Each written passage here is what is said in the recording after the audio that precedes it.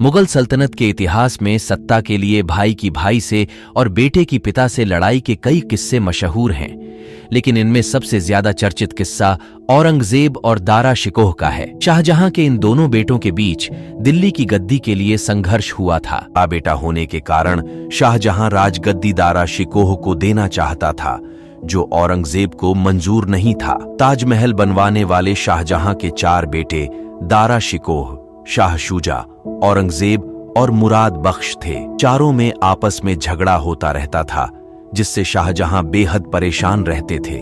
शाहजहां ने दारा शिकोह को काबुल और मुल्तान का सूबा, शुजा को बंगाल, औरंगजेब को दक्षिण और मुराद बख्श को गुजरात का सूबा सौंपकर सत्ता का बंटवारा किया था। दारा शिकोह अपने सूबों में न जाकर दिल्ली में शाहजहां के पास ही लाल किले में रहता था। इससे औरंगजेब खुश नहीं था।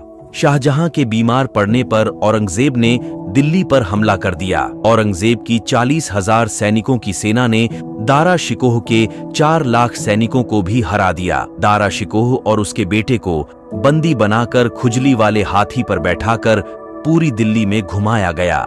औरंगजेब ने दारा शिकोह की हत्या का आदेश दे दिया। 30 अगस्त 1659 की रात में दारा शिकोह और उसका बेटा कैद खाने में खाना बना रहे थे।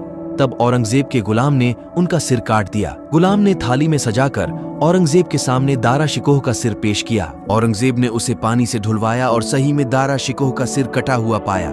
कहा जाता है कि दारा शिकोह का कटा सिर देखकर पहले औरंगजेब खुश हुआ, लेकिन इसके बाद उसे भाई की हत्या करने का पछतावा हुआ और वह फूट फूट कर रोने लगा। कहा जाता है कि औरंगजेब ने रोते हुए बार बार कहा कि ऐसी सत्ता का क्या करना जो भाइयों को कत्ल करके हासिल हुई। इसके बाद उसने दारा का शव सम्मान के साथ हुमायूं के मकबरे में दफन करा दिया।